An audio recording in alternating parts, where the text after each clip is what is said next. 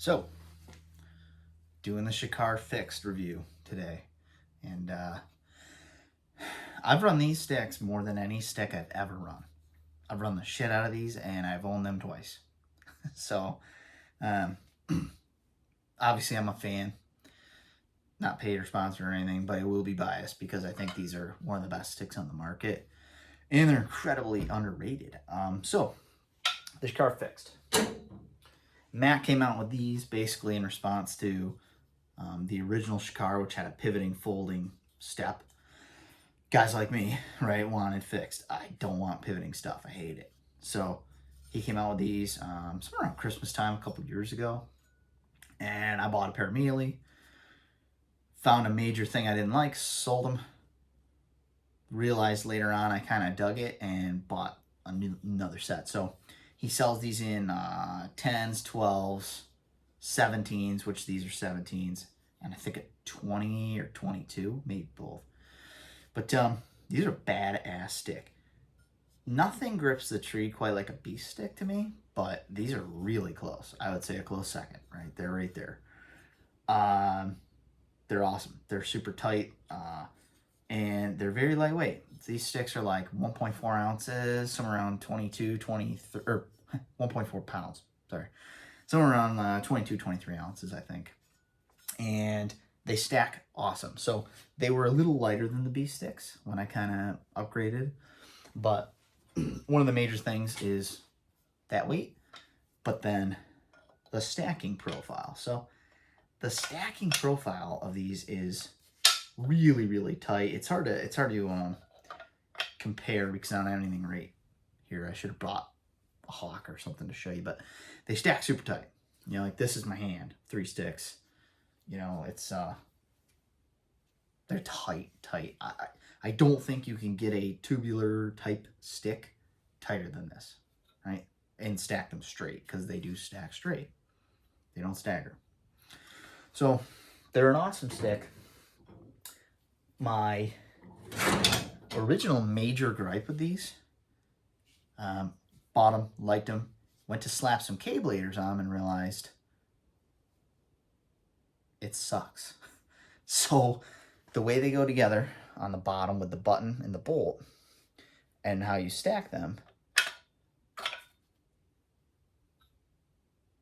there's no room for a K-blader. So you kind of like end up side stacking them, which works fine, right? And you put K-bladers on them and it's cool, like whatever. But I didn't like that. So I got rid of them. Got some little custom gear ones. I think I bought B-Sticks again, you know. Then I heard about the Versa-Aider, and I'll do a review on that down the road. But the Versa-Aider is essentially a movable aider that's attached to you. A lot of companies were saying don't use a Versa-Aider with our products because all of the force ends up on your Versa button, because the aider hooks the button and then you step and drive up and climb, and an aider pops off the button as you go. So it's hooked to your foot, and you just catch that button on each stick. So that makes for a very light option. If you look at K-bladers being about 3 ounces per K-blader, no matter what company you go with, give or take, multiply that by every stick that you use, there's quite a bit of savings there, especially the more sticks you go. You go 3, 4, 5 sticks, you can save half a pound or better without running the K-bladers. So the Versa-Aider system really intrigued me. I messaged the Beast guys, and they said, don't use them on their sticks. I messaged the Timber Ninja guys, same thing, don't use them on their sticks. They didn't say don't use this. They just said it's never been tested. We don't recommend it. Called up Matt. Said, hey, man, what do you think? Actually, I think I shot him an email. He said, that's what I use. That's what it's designed for. This button will hold that weight. Okay. So I went ahead and purchased another set of these. 17 inches. Started using with the Versa-Aider, and no problems. They're awesome. I did AM Steel rope mods on mine. He sells a bunch of different flat straps and things. You can make other rope mods yourself. Daisy chains. I tried some daisies. They all work pretty good because the stick bites the tree well. There's a little bit of torsional flex in the stick. I'm about a 190-pound guy. But it's not unnerving. There's no breaking of the stick that I've seen. I've never seen a standoff or step or anything break, so not a big deal to me. I like the raised corners on the end, actually. At first it seemed weird. You'd want it flat for the boot room, but it's kind of nice when it's dark to slide. You kind of touch your foot on the stick and then slide it a little, and you can feel that hook with your boot. That's been kind of nice in some situations.